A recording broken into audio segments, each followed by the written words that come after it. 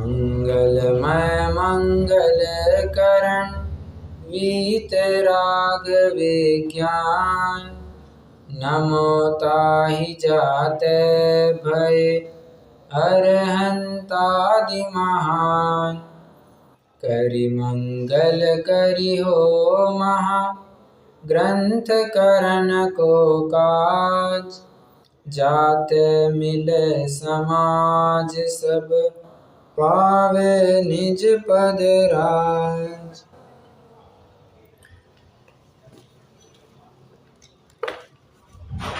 ग्रंथाधिराज मोक्ष मार्ग प्रकाशक हमारे सामने विराजमान है। हम कल की कक्षा में अरंत सिद्ध आचार्य उपाध्याय, पांचों तो नहीं पर सिर्फ अरहंत और सिद्ध इनकी विशेष बात कर चुके हैं। दो मुख्य रूप से प्रकरण देखे थे अपन ने। अरहंतों को सिद्धों से पहले याद क्यों किया, जबकि सिद्ध तो पद की अपेक्षा उनसे भी बड़े हैं। तो अरहंतों को सर्वप्रथम क्यों याद किया? प्रयोजनम अनुद्दिश्य मंदोपि न प्रवर्तते। प्रयोजन के बिना मंद से मंद जीव भी कोई काम नहीं करता है। तो हमारा कुछ प्रयोजन सिद्ध हो रहा था, हमें उपदेश की प्राप्ति होती है। एक तो हमें किसी पर्टिकुलर क्षेत्र में पर्टिकुलर काल में अरहंत एक्सेसिबल है। सिद्ध तो किसी भी काल में किसी भी क्षेत्र में एक्सेसिबल नहीं है। वो तो जब सिद्ध बनेंगे तभी सिद्धों के स्थान में जाकर के हम विराजमान हो पाएंगे। अभी तो उतना संभव नहीं है और हमें उनसे उपदेश मिलता है। ये कहा प्रयोजन की सिद्धि होती है। ये कुछ कारण देखे थे हमने जिसकी वजह से सर्वप्रथम अरहंतों को रखा गया। उसके बाद अरहंतों का स्वरूप का चिंतन करना, नामादिक चिंतन करने से भी विशेष फल स्वरूप चिंतन में मिलता है। इस बात के ऊपर भी कल अपन ने बहुत खूब चर्चा की थी। विलियम शेक्सपियर की भी एक बहुत बढ़िया लाइन है, बता पाएंगे आप? विलियम शेक्सपियर की लाइन, पंक्ति है मिलती जुलती।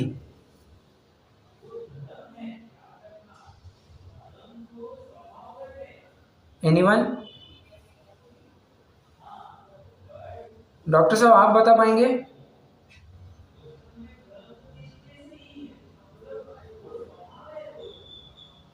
आवाज आ रही है मेरी?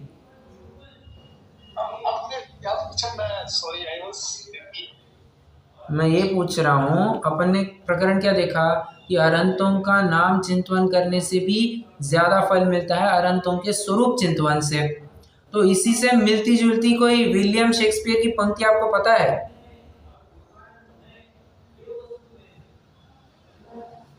आप बोलेंगे तो याद। What is in the name? If the name of rose, आ गया याद? What's in the name that which we call a rose by any other name would smell as sweet। मतलब कहने का तात्पर्य यह है कि रोज को किसी भी नाम से बोलो उससे फर्क क्या पड़ता है? तो नाम से कुछ भी नहीं फर्क पड़ता है, फर्क पड़ता है अपने काम से। बराबर। तत्पश्चात अपन ने वर्तमान और विद्यमान तीर्थंकर इनकी भी गणना की थी और उनके बीच का अंतर क्या बनता है, विहरमान क्यों कहा जाता है, इन बिंदुओं के ऊपर चर्चा की थी। और अब हम नव देवताओं की चर्चा करने जा रहे हैं। नव देवताओं में से पंच परमेष्टि की तो चर्चा कर चुके हैं। बचे हुए जो चार देवता है कौन से, फिर से बताना जरा। कल अपनी चर्चा हुई जरूर है परंतु फिर से बताना। पंच परमेष्टि के बाद बचे हुए चार कौन से? हाँ,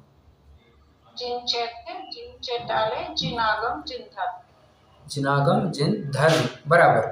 जिनागम को ही आप जिन वाणी भी कह सकते हैं, कोई दिक्कत वाली बात नहीं। अच्छा, आप चाहे तो ऐसे समानार्थी शब्द पर्यायवाची भी एक काम कीजिए, नव देवता के अंदर सर्व पहले लिखिए पंच परमेष्टि। आप छोटा सा एक पैराग्राफ बना सकते हैं, एक के नीचे एक। हाँ, नव देवता का टाइटल लिखेंगे, पॉइंट नंबर 1 लिखेंगे पंच परमेष्टि, जहां पर 5 आ जाते हैं।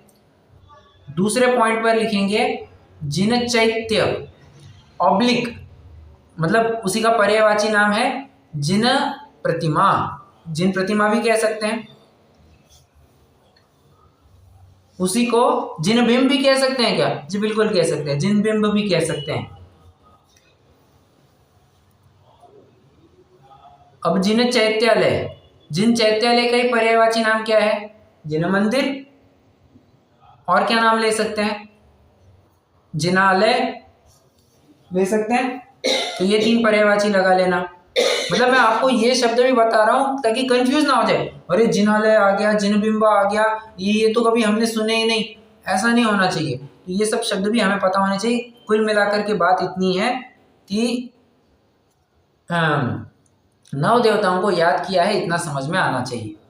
फिर और क्या, जिन चैत्यालय हो गए। तीसरा जिन आगम, जिन आगम को ही जिन वाणी भी नाम दे सकते हैं, कोई दिक्कत वाली बात नहीं है।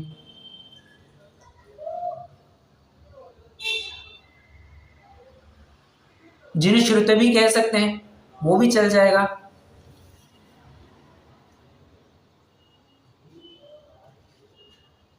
ओके। और जिन धर्म, जिन धर्म के लिए अब आप क्या अल्टरनेटिव देंगे? जिन दर्शन भी कहना ठीक नहीं, जिन धर्म ही कहना योग्य होगा, क्योंकि जिन दर्शन कहेंगे तो दर्शन कह करके वो थोड़ी सी न्याय की बात लगती है कि यार कुछ खंडन मंडल चल रहा है, बौद्ध दर्शन, जैन दर्शन। क्या कहा?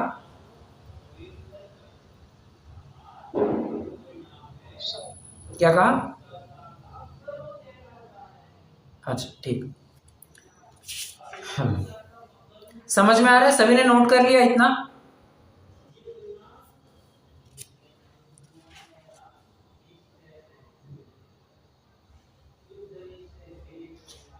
अरे क्या बात है आज?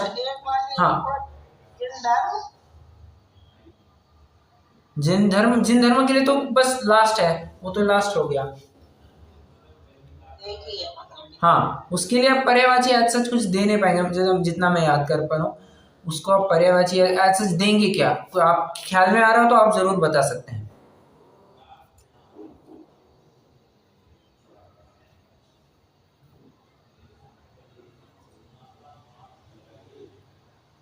नहीं?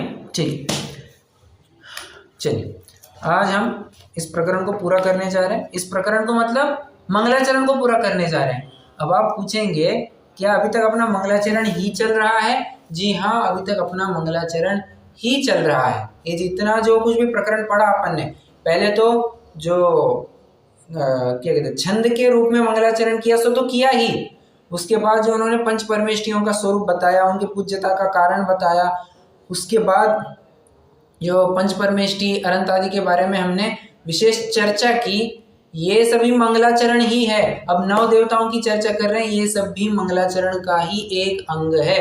कैसे? मैं आपको बताऊंगा, जब भी जैसे प्रकरण पूरा होते आएगा मैं आपको प्रूव करके दिखाऊंगा कि हाँ यहाँ पर मंगलाचरण पूरा हो गया है। ठीक है, अभी तो पहले पेज नंबर 5 पर आइए। पेज नंबर 5 पे लास्ट पैराग्राफ अपन को पढ़ना है, एकदम लास्ट।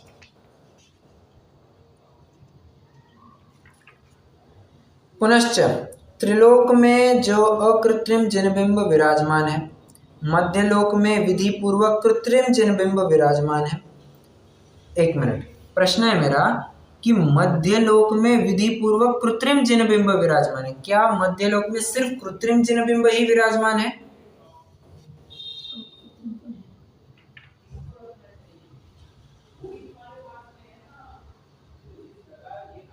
अकृत्रिम भी है। अकृत्रिम है तो वो बात कहाँ लिखी है इन्होंने?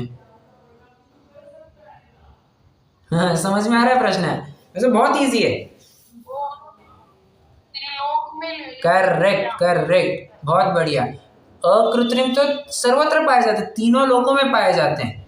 ठीक है, कृत्रिम जिनबिंब अगर पाए जाएंगे तो मध्य लोक में ही पाए जाएंगे। ये बात बताने के लिए इन्होंने कहा है कि मध्य लोक में विधि पूर्वक कृत्रिम जिनबिंब विराजमान है। समझ में आया क्या?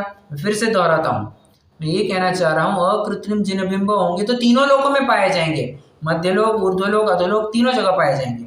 किंतु अगर कृत्रिम जिनबिंब देखने हैं तो वो तो मध्यलोक में ही पाए जाएंगे, बाकी कहीं व्यवस्था भी नहीं है। चलिए, जिनके दर्शनादिक से एक धर्मोपदेश के बिना अन्य अपने हित की सिद्धि जैसे तीर्थंकर केवली के दर्शनादिक से होती है वैसे ही होती है उन जिन बिंबों को हमारा नमस्कार हो। बहुत बड़ी बात कह दी पंडित जी साहब ने। कहते हैं जिनके दर्शनादिक से एक धर्मोपदेश के बिना भी सम्यक तो प्राप्ति हो सकती है। अब सम्यक तो प्राप्ति हो सकती है, ये तो मैं अपनी तरफ से शब्द जोड़ रहा हूँ, परंतु हित की सिद्धि होती है। मतलब क्या? आत्म को हित है सुख, और सुख कहाँ पर है? पर द्रव्यंते भिन्न आप में आप रूप को जान पनो और आप रूप में लीन रहे, रत्नत्रय ही तो है। बराबर। कहने का निष्कर्ष मेरा ये है कि आप सम्यक तो कहो, रत्नत्रय कहो, कुछ भी चल जाएगा। तो बिना धर्मोपदेश के भी सम्यक तो प्रकट किया जाता है। इसके लिए आपके पास कोई तर्क है, कोई आधार है? तत्वार सूत्र का कोई सूत्र है आपके ज्ञान में? करेक्ट। माता जी ने हमारे उत्तर दे दिया है। बताइए बताइए। ये गौतम स्वामी को मानस तुम देख? नहीं, उनको पहले भी ये सम्यक दर्शन हुआ था। ये अपन ये नहीं कहेंगे कि उनको अब मैं शब्द कहूंगा तो आपको तुरंत ख्याल में आ जाएगा। यहाँ पर कह रहे हैं एक धर्मोपदेश के बिना भी, और एक धर्मोपदेश मतलब अपने पूर्व भाव में एक बार भी उन्होंने धर्मोपदेश नहीं सुना होगा, ऐसी भी बात है। तो क्या कहेंगे ऐसे सम्यक? करेक्ट, बहुत बढ़िया बहुत बढ़िया। निसर्गज सम्यक तो कहते हैं। दो प्रकार के सम्यक तो होते हैं, निसर्गज और दूसरा बताइए। अधिगमज। बहुत बढ़िया, निसर्गज और अधिगमज। अधिगमज किसे कहते हैं?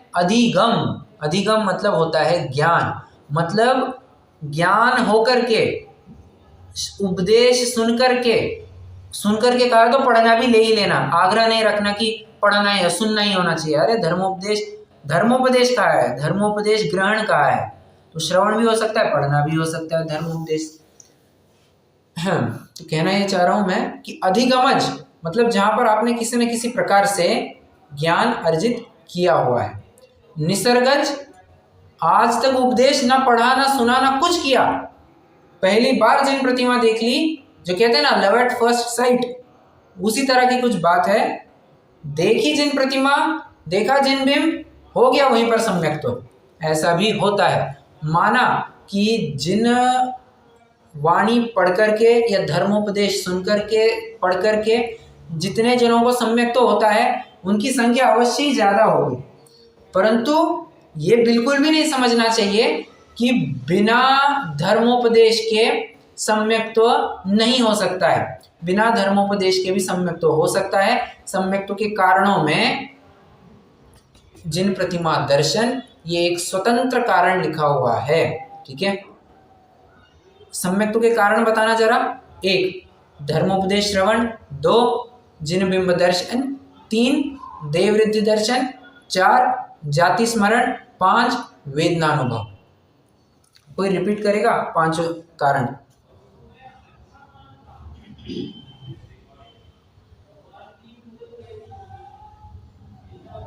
एनीवन?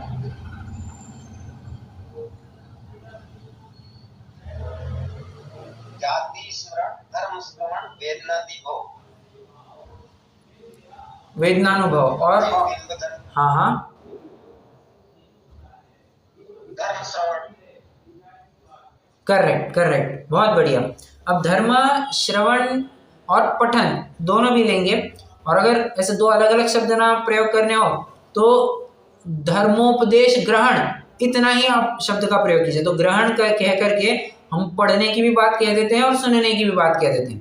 तो आग्रह नहीं होना चाहिए कि सुनने से ही काम होगा, पढ़ने से भी काम होता ही होता है। ठीक है, तो मैं कहना क्या चाह रहा हूं कि जिनके दर्शनादिक से एक धर्मोपदेश के बिना अन्य अपने हित की सिद्धि जैसे तीर्थंकर केवली के दर्शनादिक से होती है, वैसे ही होती है उन जिन बिंबों को हमारा नमस्कार हो। कहना चाहते हैं कि आप लाइव किसी भगवान को देख रहे हो या फिर डिफर्ड लाइव देख रहे हो। डिफर्ड लाइव माने उन भगवान की किसी पौद्गलिक वस्तुओं में, स्पेशली उन्हीं के आकार प्रकार की मूर्ति में, प्रतिमा में हमने भगवान की स्थापना की और उनको जब हमने देखा, जब उनके दर्शन किए तो सम्यक तो प्रकट हो गया। जिस प्रकार से रसगुल्ला, काजू कतली, बर्फी, पेड़ा, जलेबी, बूंदी सब देख करके मुंह में पानी छूटता है, जिस प्रकार किसी नाचने वाले को देख करके नाचने के भाव होने लग जाते हैं, कोई गाने लग जाए तो गाने के भाव होने लग जाते हैं, कभी किस हाथ में एक पर्टिकुलर विशिष्ट क्या कहना चाहिए, पद्धति से अगर आप चाकू या छुरे को भी पकड़ोगे तो आपको खून करने के भाव हुए बिना आते नहीं हैं। उसी प्रकार भगवान को देखने पर सम्यक्त्व या उस प्रकार की शांति का अनुभव होना, इसमें कोई नई बात नहीं है। ये निमित्त नैमित्तिक संबंध बहुत घना है, बहुत बहुत घना है।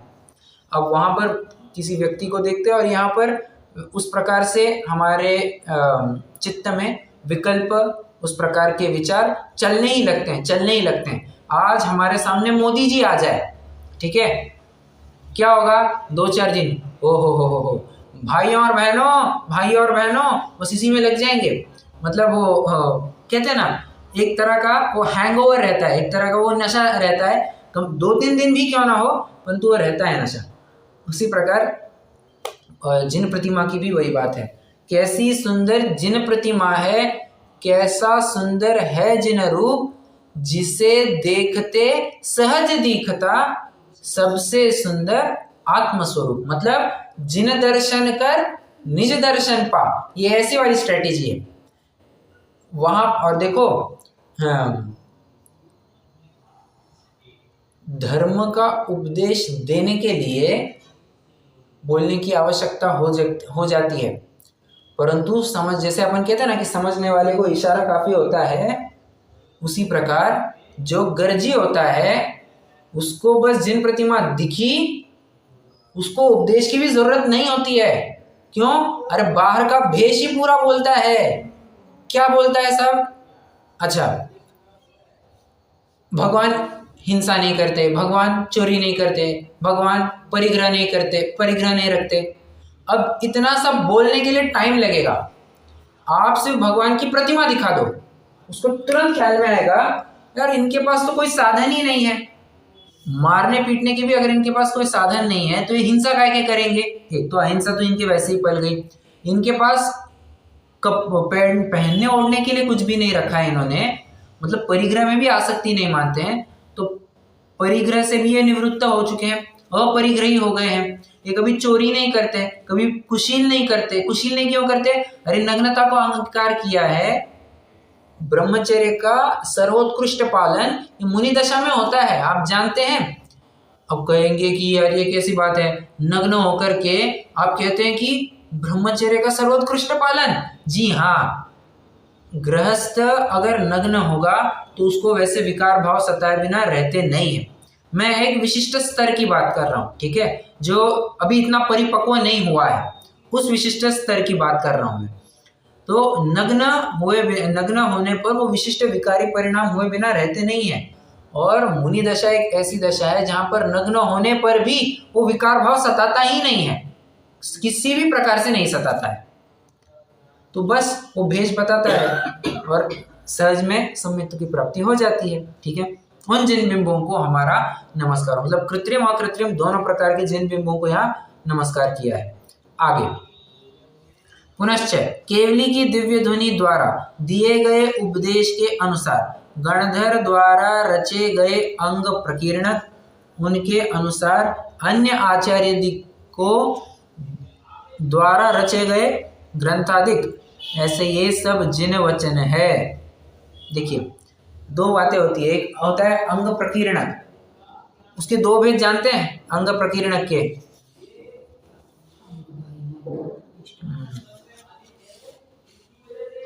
हाँ बोलिए ना। अंग बाह्य क्या, प्रविष्ट है क्या? करेक्ट, बहुत बढ़िया। अंग प्रकीर्णक के दो भेद जानना, अंग प्रविष्ट और अंग बाह्य। ये अंग प्रविष्ट और अंग बाह्य क्या है, कोई एक्सप्लेन कर सकता है?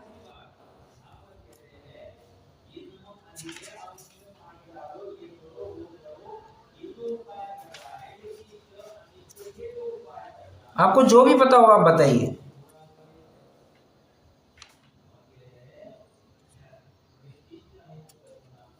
अंग बाह्य के तो अनेक भेद है, अंग प्रविष्ट के 12 भेद हैं इतना। अच्छा देखिए, सामान्य पहले तो बेसिक ये बात है कि गणधर तो सूत्रबद्ध रचना करते हैं। जब वो जिनश्रुत एक पर्टिकुलर लिमिट ऑफ अक्षर, ध्यान से सुनना, पर्टिकुलर लिमिट ऑफ अक्षर को पहुंच जाए तो वहां तक के श्रुत को अंग प्रविष्ट कहते हैं। और उसके बाद में जितनी कुछ भी श्रुत की बातें आती है, आगम की बातें आती है, उसे अंग बाह्य कहा जाता है। समझ में आ रहा है? एक पर्टिकुलर लिमिट तक अंग प्रविष्ट, प्रविष्ट मतलब अंदर अंदर, और अंग बाह्य उसके आगे जो भी होगा वो सब अंग बाह्य कहलाता है। ठीक है, मेजर डिफरेंस तो यही है। फिर अंग प्रविष्ट की आपने जैसे कहा कि बराबरी से उसके 12 भेद होते हैं, जो अपन कहते हैं ना 11 अंग 9 पूर्व, 11 अंग 14 पूर्व, तो 11 अंग 14 पूर्व इज नथिंग बट 12 अंग, 11 अंग 14 पूर्व इज नथिंग बट 12 अंग। ठीक है, तो 12 अंग वो यही बात है, अंग प्रविष्ट का ही वो भाग है। ठीक है, प्रश्न है मेरा, श्रुत केवलियों को किसका ज्ञान होता है, अंग प्रविष्ट का या अंग बाह्य का?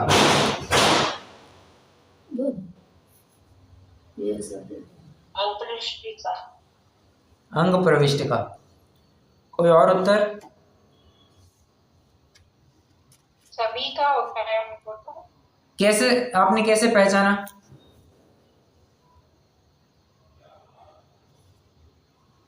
बारह अंक का ज्ञान होता है, मतलब सभी कुछ आ गया उसमें, इसलिए। पर वो तो सिर्फ अंग प्रविष्ट कहलाएगा ना। समझ में आ रहा है? अगर आप सिर्फ 12 अंग कहेंगे तो वो तो अंग प्रविष्ट हो जाएगा सिर्फ। तो ये तो बस कहने की एक उपचार की पद्धति है कि श्रुत केवली ये 12 अंग द्वादशांग के पाठी होते हैं। ठीक है, कहने की एक विशिष्ट एक क्या कहना चाहिए, असली दर्जेदार भाषा तो ऐसा होना चाहिए कि समस्त श्रुत का ज्ञान होता है। समझ में आया? समस्त श्रुत का ज्ञान कह करके अंग प्रविष्ट अंग बाह्य दोनों आ जाते हैं। कितने जन फॉलो कर रहे हैं?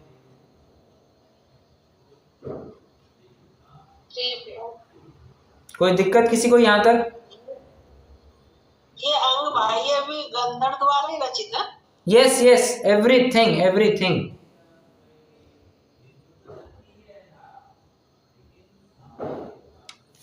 एक मिनट ना जरा,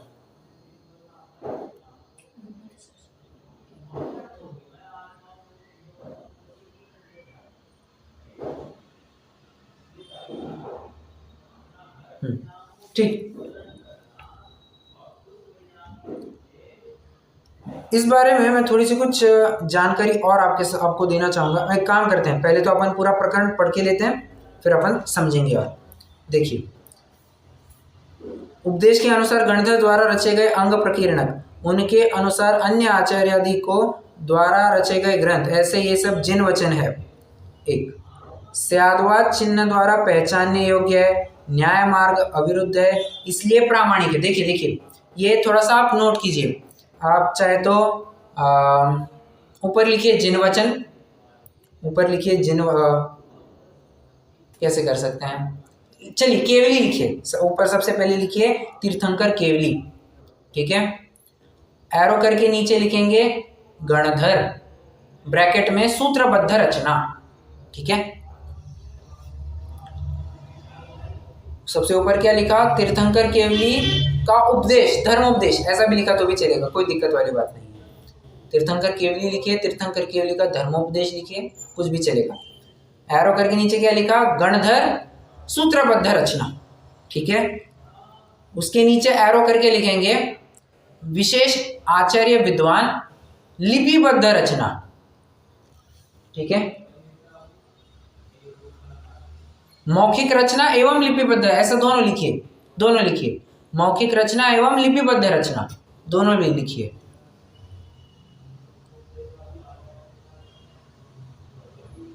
ठीक है। अब आपके पास बाजू में थोड़ी सी जगह है क्या? बाजू में थोड़ी सी जगह है आपके पास? आपने जो चार्ट बनाया है वहां पर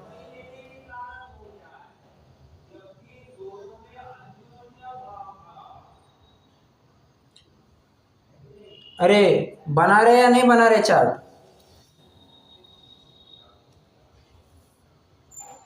बना रहे हैं भैया जी, वो पहले 2 लाइन में लिख दिया। अच्छा, आपने 2 लाइन में लिख दिया क्या? ठीक है ठीक है।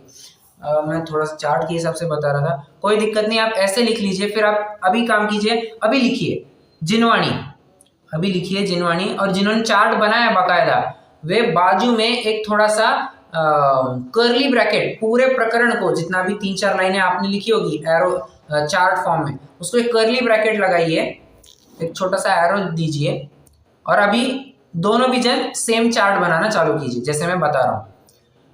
लिखेंगे जिनवाणी या जिनवचन, जिनवचन लिखिए, उसके 2 एरोस कीजिए। जिनवचन, उसके 2 एरोस करने हैं, प्रामाणिकता और उपकारीपना। दो एरोस करने हैं, प्रामाणिकता और उपकारीपना। प्रामाणिकता के नीचे आप एरो करके लिखेंगे पॉइंट नंबर 1 स्याद्वाद चिन्ह, एक। पॉइंट नंबर 2 न्याय मार्ग से अविरुद्ध। तो कहने का तात्पर्य यह है कि ये जिनवचन प्रामाणिक क्यों है? तो कहते स्याद्वाद चिन्ह द्वारा पहचानने योग्य है। आएगा ये भी प्रकरण है ना, थोड़ा सा बाद में आएगा, जब अपन बांचने सुनने योग्य ग्रंथ इस प्रकरण को चालू करेंगे, वक्ता के स्वरूप के जस्ट पहले ये प्रकरण आएगा, बांचने सुनने योग्य शास्त्र। तो उस समय में आपको फिर से मैं इस पंक्ति की याद दिलाऊंगा और आप भी मुझे याद दिलाना, ठीक है। तो स्याद्वाद चिन्ह द्वारा पहचानने योग्य है। और दूसरा कारण क्या है? न्याय मार्ग से अविरुद्ध है, अन्याय मार्ग वाला नहीं है। न्याय मार्ग से अविरुद्ध है मतलब ही क्या? अन्याय मार्ग पर नहीं चलने वाला है। अब अन्याय मार्ग पर नहीं चलने वाला है मतलब क्या? ये वचन हित मित प्रिय होते हैं, ठीक है। हित मित प्रिय वचन,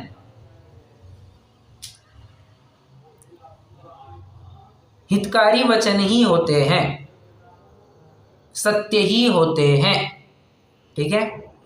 न्यायवान पुरुष कैसा होता है? हमेशा सत्य ही बोलता है, सत्यवान ही होता है। उसी प्रकार न्याय मार्ग से अविरुद्ध मतलब कि जिन वचन खरे वचन ही है, इनको कोई खोटे वचन ना समझ ले। चलिए, वैसे कोई प्रश्न पूछ सकता है कि उनके अनुभय नाम का सत्य वचन अनुभय नाम का वचन योग चल रहा है, वो प्रकरण अभी थोड़ा बाजू में रखिए। मानता हूं मैं, वो भी एक अपेक्षा है, परंतु अभी वो थोड़ा सा गौन करना होगा। अभी तो हम एक विशिष्ट दायरे में अपन बात कर रहे हैं।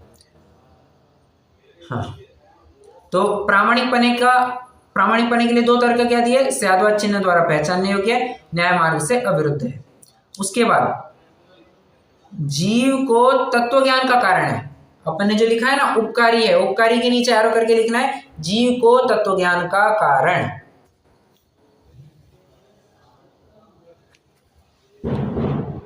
अब जीव को जिन वचनों से तत्व ज्ञान मिलता है, इसीलिए ये उपकारी है। सिंपल सी बात है, कोई रॉकेट साइंस नहीं इसमें। चलिए, उन्हें हमारा नमस्कार हो, ऐसे जिन वचनों को हमारा बारंबार नमस्कार हो। आगे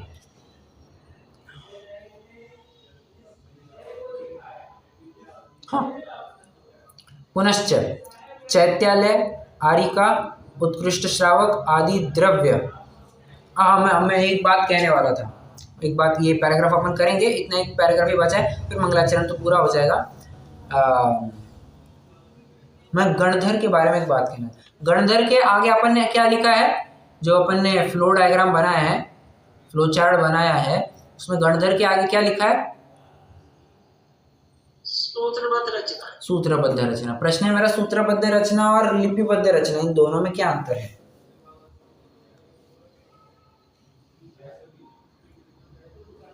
सोचिए सोचिए। एक तो मतलब सूत्र, ये सूत्रों में बात रहेगी, और लिपि तो मतलब भाषा हो गई ना, कोई सी भी भाषा। ऐसा नहीं है।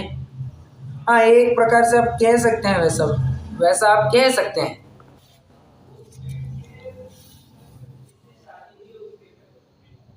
आपने अभी क्या कहा? क्या है वो?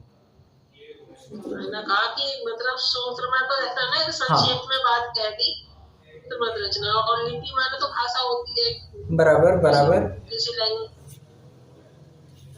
मैंने ऐसा सुना है ना कि गांधार के टाइम में तो लिपि मत रचना नहीं थी, ये तो शायद कुतुब आचार्य या के द्वारा ही शुरू हुई है ना शास्त्रों की रचना। पहले तो मौखिक ही सब एक बार में याद कर लेते थे। हाँ बराबर, तो इसलिए मैंने लिपिबद्ध के साथ साथ मौखिक रचना ये भी शब्द डाला है। समझ में आ रहा है? हाँ, मतलब ये बाद में डाला है विशेष आचार्यों में, लेकिन गंधर्व के टाइम में तो लिपि थी ही नहीं ना। बराबर, उस समय लिपिबद्ध थी ही नहीं, और गणधर कभी लिपिबद्ध रचना करते भी नहीं। मुझे बताइए, करते इतनी बड़ी जिनवाणी है, जिन वचन है, कितने तो भी डिजिटल अंक, कितने तो भी डिजिटल अंक प्रमाण अक्षर उतने अंग प्रकीर्णक में होते हैं। मतलब 26-27 कुछ है अनुमान से कहते हैं। मतलब मैं अनुमान से कह रहा हूँ 26-27 डिजिटल। और किसे कहते हैं? करोड़।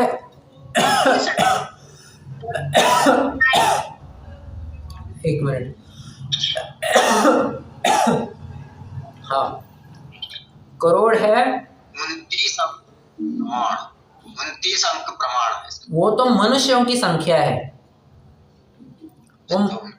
वो मनुष्यों की संख्या है।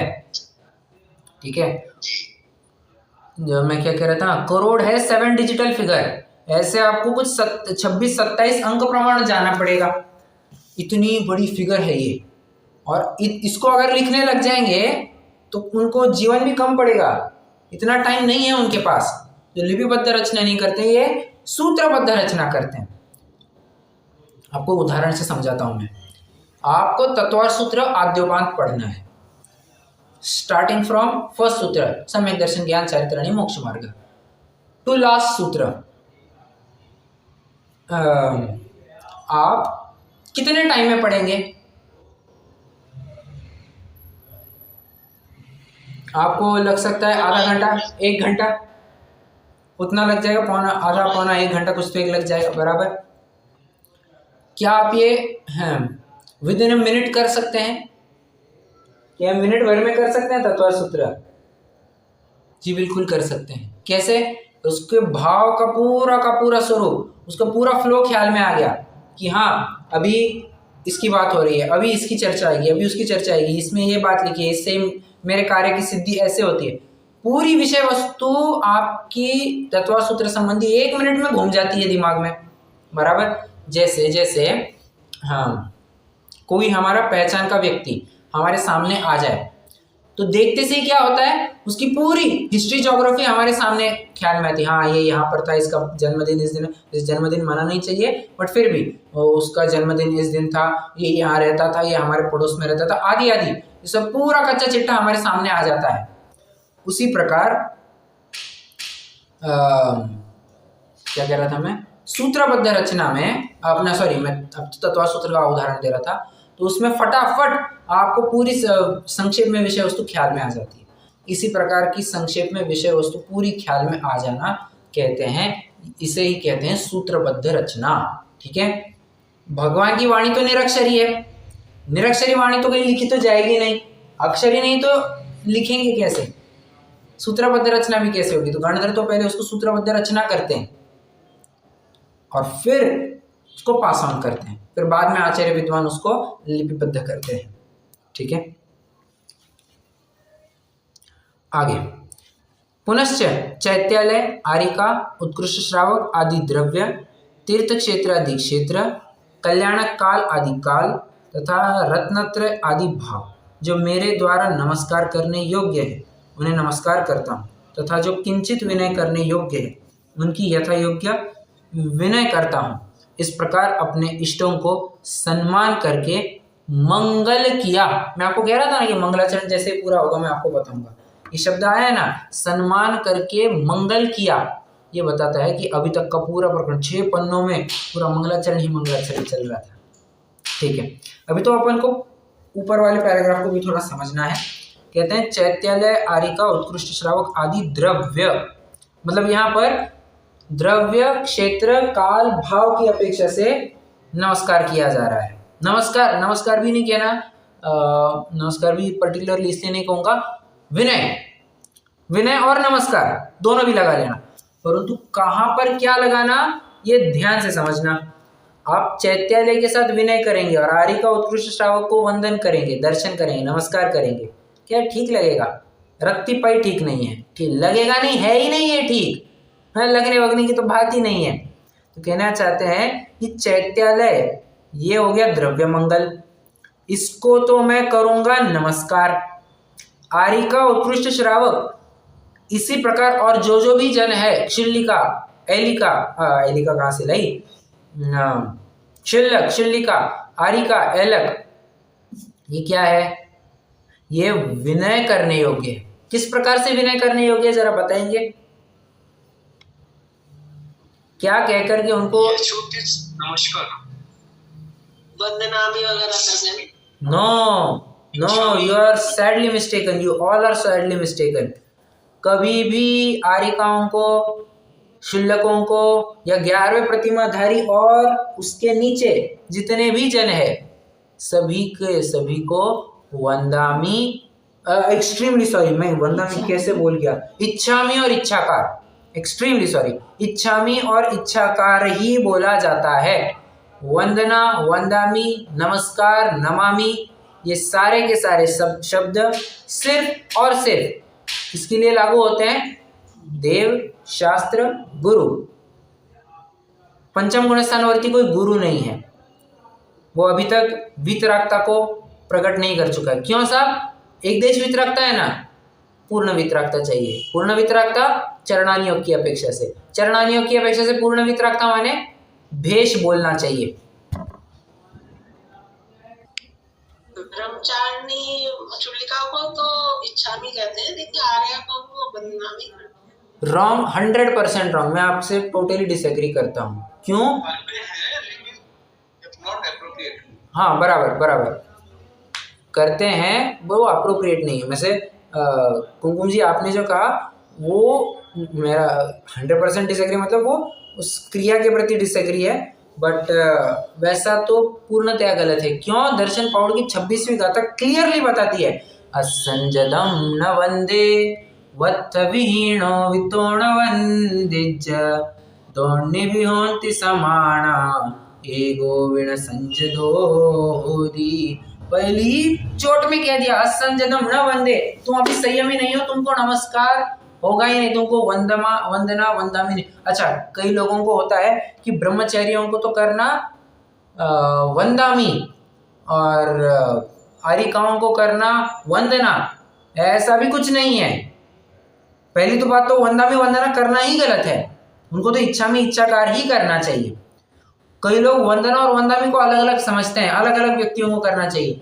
नो, दोनों भी एक अर्थवाची है, प्राकृत संस्कृत का फर्क है। वंदामी ये तो इसमें भी मिलेगा, क्या कहते हैं अपन, प्रवचन सार है ना अपना, वंदामी अवटन्ते अरहन्ते मानुषे खेते। तीसरी गाथा, मंगलाचरण की जो तीसरी गाथा है वहीं पर ये बात आई है। तो वंदामी ये तो तीर्थंकरों के लिए कहा है, तो समझना चाहिए। ये असंयमियों के लिए तो ये शब्द प्रयोग में ही नहीं आ सकते। क्यों? उनकी पात्रता ही नहीं है कि वे वंदना करने योग्य हो।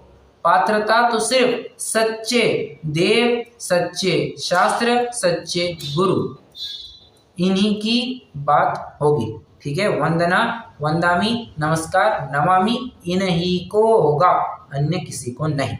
ठीक है, इनको तो बस आरिका और उत्कृष्ट श्रावक को विनय होगी, इच्छामी इच्छाकार। Okay, good to go. किसी को कोई दिक्कत यहां तक?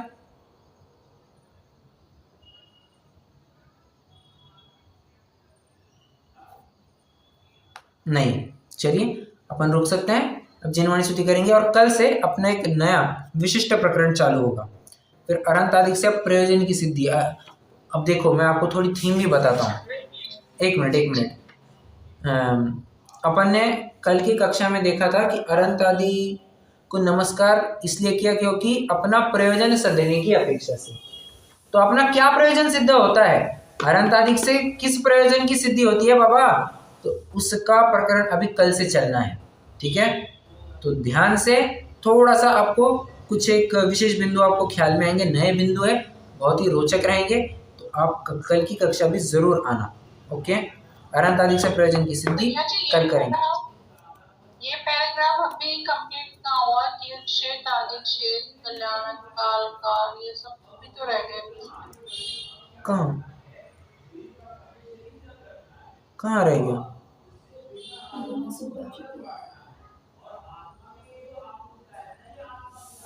चैत्यालय, आरिका, उत्कृष्ट श्रावक आदि द्रव्य। अच्छा हाँ, हो बराबर, उसका स्पष्टीकरण तो रह गया, मैं तो भूल ही गया।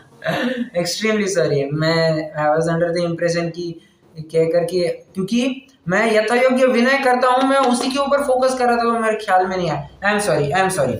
देखिए, तीर्थ क्षेत्रादि क्षेत्र, तीर्थ क्षेत्रादि क्षेत्र, जो अब तीर्थ क्षेत्र मतलब क्या, पहले तो ये समझना। तीर्थ क्षेत्र कोई जरूरी नहीं है कोई पहाड़ पत्थर चोटी कोई हो तभी जाकर के वो तीर्थ क्षेत्र कहलाएगा, कोई टोक हो तभी वो तीर्थ क्षेत्र कहलाएगा। तीर्थ क्षेत्र का मतलब एक और अर्थ बनता है, क्या? तीर्थ मतलब होता है उपदेश, और जिस भी क्षेत्र में आपको उपदेश मिले वो सब तीर्थ क्षेत्र कहलाएगा। मंदिर भी इसके लिए आपका तीर्थ क्षेत्र कहलाएगा। सिंपल सी बात है कि अरे आप खुली उड़ान ले लीजिए, आप चाहे वो अर्थ कर सकते हैं, बशर्ते आप वितरागता और सर्वज्ञता इसको चैलेंज नहीं कर रहे हैं। ठीक है, जिस time the moment you challenge वितरागता एंड सर्वज्ञता, आपकी बात गलत हो जाएगी। ठीक है, वितरागता और सर्वज्ञता के ऊपर कभी भी प्रश्न चिन्ह उपस्थित नहीं करते। हाँ, परीक्षा बुद्धि से ठीक है, परंतु जानते हुए भी कि ये सही है प्रश्न चिन्ह उपस्थित करना, फिर वो गलत बात हो जाती है। ओके, मैं कुछ और कह रहा था। हाँ, तो तीर्थ क्षेत्र, तीर्थ मतलब होता है उपदेश। अब तीसरा, कल्याण काल आदि काल, मतलब यहाँ पर काल मंगल की बात कही है। पहले तो द्रव्य मंगल, चैत्यालय कहकर के द्रव्य मंगल की बात आई, तीर्थ क्षेत्र कहकर के क्षेत्र मंगल की बात आई, कल्याण काल कहकर के काल मंगल की बात आई, और रत्नत्रय आदि ये भाव मंगल की बात आई। ठीक है, इस प्रकार से आप समझ सकते हैं, जो मेरे द्वारा नमस्कार करने योग्य है उन्हें नमस्कार करता हूँ, तथा जो किंचित विनय करने योग्य है उनकी यथा योग्य विनय करता हूँ। एक प्रश्न तो वैसे पूछना ही चाहूंगा कि यहाँ पर उन्हें नमस्कार करता हूँ, किन्हें नमस्कार करता हूँ, तथा जो किंचित विनय करने योग्य, जो किंचित विनय करने योग्य, जो में कौन कौन आते हैं? क्योंकि द्रव्य में तो चैत्यालय, आरिका, उत्कृष्ट श्राविका ये तीनों ले लिए हैं, उन्होंने डिफरेंशिएट नहीं करके दिखाया है। समझना, पंडित जी साहब को अगर फिर से रिफ्रेश करने का मौका मिलता तो डेफिनेटली इस पैराग्राफ को वे रिफ्रेश करते। क्यों? क्योंकि चैत्यालय को तो किया जाएगा नमस्कार, आरिका, उत्कृष्ट श्रावक आदि को करा जाएगा विनय। ठीक है, इस प्रकार से अंतर समझना चाहिए। इस प्रकार अपने इष्टों का सम्मान करके मंगल किया है। ओके, मंगलमय कार्य की पूर्णता यहाँ पर बताई गई है। मंगलाचरण को अब हमने इस पंक्ति के साथ भी पूरा कर दिया है। हाँ, आदि क्षेत्र, आदि में ये निर्वाण और ये भी ले सकते हैं क्या, निर्वाण क्षेत्र? यस, सब ले सकते हैं। तीर्थ क्षेत्र मतलब जहाँ से किन्हीं महत्वपूर्ण पुरुषों से मोक्ष की प्राप्ति हुई है उनको भी तीर्थ क्षेत्र कहा जाता है। एक्चुअली ये इनको सिद्ध क्षेत्र बोलेंगे ना, जहाँ से मोक्ष होता है।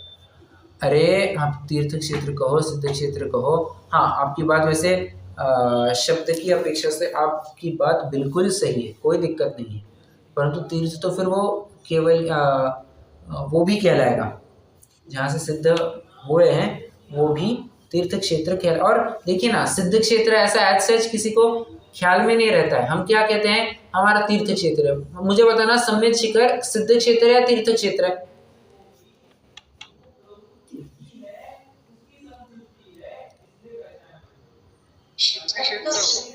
मेजॉरिटी तो यही कहेंगे ना, मेजॉरिटी तो यही कहेंगे ना कि ये सिद्ध क्षेत्र है। फिर भी अपन क्या कहते हैं, सम्मित शिखर में हमारा तीर्थ है, हमारा तीर्थ क्षेत्र है। तो तीर्थ क्षेत्र और सिद्ध क्षेत्र एक प्राय इंटरचेंजेबली यूज किया जाता है। और तीर्थ क्षेत्र इज अ ब्रॉडर टर्म, सिद्ध क्षेत्र इज अ नैरो टर्म, ऐसा आप समझ सकते हैं।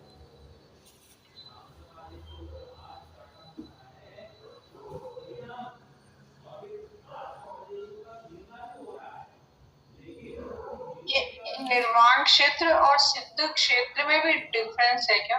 नहीं, कुछ नहीं, कुछ डिफरेंस नहीं। निर्वाण क्षेत्र मतलब ही वो क्षेत्र जहां से जीव मुक्ति को प्राप्त होता है, सिद्ध दशा को प्राप्त होता है।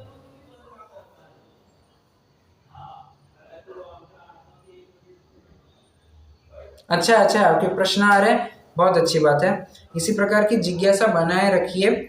सभी की जिज्ञासा मैं समझता हूँ कि बहुत अच्छी है, मतलब each and everyone present in this session, और इसी स्पिरिट को आगे बनाते रहिए। अभी तो यहाँ पर विराम लेंगे। हाँ जी, जो एक्चुअली में मुनि महाराज को तो हम लोग नमोस्तु बोलते हैं। हाँ, और ये जो आपने अभी आर्य का उत्कृष्ट श्रावक, इनको आपने इच्छामी और इच्छाकार बराबर श्रावक जो प्रतिमा ऐसे। लेकिन एक्चुअली में माता जी को तो मैंने देखा बदनामी ही बोलते हैं सब लोग। अरे माता जी वही बात कह रहा हूँ जनरल मैं, लोक में जो प्रैक्टिस फॉलो होती है वो 100% रॉन्ग है। कभी भी पंचम गुणस्थानवर्ती को वंदना वंदामी नहीं होती है। और मैंने आपको प्रूफ भी दिया ना, दर्शन पाउड की 26वीं गाथा खोल करके देख लेना, पढ़ लेना, आपके लिए होमवर्क है, सबके लिए होमवर्क है। दर्शन पाउड की 26वीं गाथा पढ़ना, सूत्र पाउड की 13वीं गाथा पढ़ना, ये आपको पढ़ने ही है। नहीं पढ़ेंगे तो फिर देखना। अब मजाक कर रहा हूँ। टॉप भी देते हैं बाकी वैसे कि हम तो इससे आगे भाई एक कपड़ा तो डालेंगे ना, तो हमें बदनामी क्यों नहीं किया? तो उनको आधार पेश किया जाए ना, उनको आधार पेश किया जाए। और हम आगम विरुद्ध कुछ कर रहे हैं तो बताइए, हम आगम से कोई कुछ भी कहते हैं और हमें फर्क नहीं है क्या कुछ? क्या ब्रह्मचारिणी है, ये हमसे छोटे हैं, आपने बराबर कर दिया सब। हाँ, तो समझना, ब्रह्मचारी आदि जीवों को मात्र जय जिनेन्द्र होती है, और जो 10वीं प्रतिमा और 11वीं प्रतिमाधारी है उनको इच्छा में इच्छाकार होता है। तो ये कौन समझाएगा? अंतर तो करके दिखाया ना। आग्रह ये नहीं, बिल्कुल भी नहीं होना चाहिए उत्कृष्ट श्रावक को या उत्कृष्ट श्राविका को कि हमें वंदना वंदामी नमोस्तु किया जाए, ये बिल्कुल भी आग्रह नहीं है। और अगर आग्रह होता है तो समझ लेना चाहिए कि फिर वो योग्य व्यक्ति नहीं है, वो योग्य साधु, योग्य उत्कृष्ट श्रावक नहीं है। खुल्ला बात है, मतलब अटकने वाली कोई बात नहीं, क्योंकि जिनवाणी के आधार से अपन बात करें। मैं मेरी तो कुछ बात कर नहीं रहा हूँ, भले ही मेरे मुख से आ रही है, बट बात तो जिनवाणी की है। तो ऐसी बात है। और धोखाधड़ी फिर अपन अपने साथ ही करते हैं, और साथ में साथ जिनवाणी की बदनामी तो होती है ना, कि जिनवाणी में ऐसी बात लिखी और तुम ये करते हो। कैसी जिनवाणी और ऐसे कैसे लोग, जैसी बात आई है उसको फॉलो करना चाहिए। लोग क्या करते हैं। और हाँ, मुझे बताइए, वे जो आरिका आदि कहती हैं, ये जो कोई भी कहता हो कि हम में और ब्रह्मचारिणियों में कुछ अंतर है या नहीं है, तो तुम जबरदस्ती से दूसरों से मान बढ़ाई क्यों करवा के लेना चाहते हो? समझ में आ रहा है अंतर? समझ में आ रहा है मुद्दा? दूसरों से जबरदस्ती से क्यों मान बढ़ाई करवा के लेना चाहते हो? अब कुछ काल बाद जब अमेरिका में और हम में तो वो तो 2 कपड़े पहन रहे हैं और हम 1 कपड़े वाले हैं। तो उससे क्या फर्क पड़ता है? उससे क्या फर्क पड़ता है? पंचम गुणस्थानवर्ती होना, जी हाँ। उत्कृष्ट श्राविका होना, 11वीं प्रतिमाधारी होना, जी हाँ है। और जानते हैं पहले तो सिर्फ 2 ही भेष थे, एक तो उत्कृष्ट श्रावक और उत्कृष्ट श्राविका, ऐसे ही 2 भेद थे, यारिका क्षुल्लिका, ऐलक क्षुल्लक। ये भेद बाद में रिसेंटली बने हैं, इनका मूल में कुछ भी ताल्लुक नहीं है। आप रत्नगण श्रावकाचार्य जो आचार्य समंतभद्र का एकदम प्रामाणिक ग्रंथ है, उसका 147वां श्लोक खोल करके देखना, वहां पर उत्कृष्ट श्रावक यही शब्द का प्रयोग किया है। वहां पर क्षुल्लक, ऐलक, आरिका, क्षुल्लिका ऐसा बिल्कुल भी शब्द का प्रयोग नहीं किया है। ठीक है,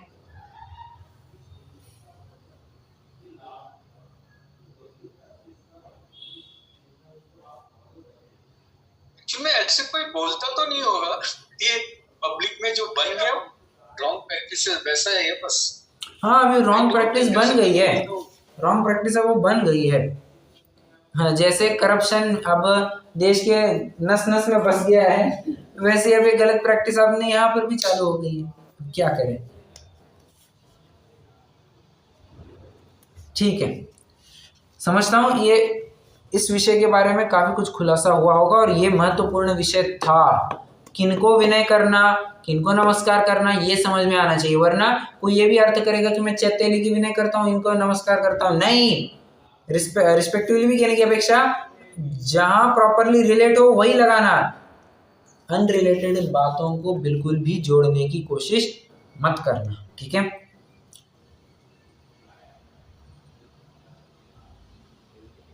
कोई प्रश्न है? ये प्रवचन क्या इस YouTube पर भी है? YouTube पर आपको मिल जाएगा, कल तक आपको मिल जाएगा YouTube पर। इसका लिंक क्या है? जिनदेशना पुणे, वो तो चैनल का नाम है, जिनदेशना, ये तो चैनल का नाम है। ये लेक्चर जो है ये मैं अभी फिलहाल मोबाइल में रिकॉर्ड कर रहा हूँ, इसका आपको कंटेंट मिलेगा कल सुबह तक। ठीक है, चाहे तो अभी भी मिल सकता है, अगर आप चाहते हैं कि अभी आपको तुरंत चाहिए तो मैं अभी भी अवेलेबल करवा दूंगा, कोई दिक्कत नहीं है। आप बताइए, नहीं तो फिर मैं यूजुअली अगले दिन पुराने सब मतलब पुराने भी सब मिल जाएंगे है ना? सब मिल जाएंगे। आप सिर्फ वहाँ जाइए और रिसेंटली अपडेटेड में आपको मोक्ष मार्ग प्रकाशक की प्लेलिस्ट भी मिल जाएगी जिनदेशना में। डॉक्टर साहब, आप अभी इमीडिएटली आप चैनल का लिंक डाल सकते हैं क्या अपने ग्रुप पर? वो रहेगा तो बहुत अच्छा होगा। ऐसा करता हूँ मैं, इनको शेयर कर देता हूँ, इनका नंबर इसमें होगा ना। आप ग्रुप नहीं, आप पूरा ग्रुप पर ही डाल दीजिए, ग्रुप पर ही डाल दीजिए, आप पर्सनली मत डालिए। ओके, ग्रुप में एक मैंने एक चीज और नोटिस की। हाँ। अपना जैसे ये जो ग्रुप है ना, हाँ अपन ये बार बार ये जूम की लिंक डालते हैं ना आफ्टर सर्टेन टाइम। हाँ, तो वो जब अपन ग्रुप ओपन करते हैं तो कई क्षण से देखा वहीं पे डाला हुआ, ये जो परमानेंट ही होगी ना आपकी लिंक जो है जूम की, बराबर। तो इसको अपन जैसे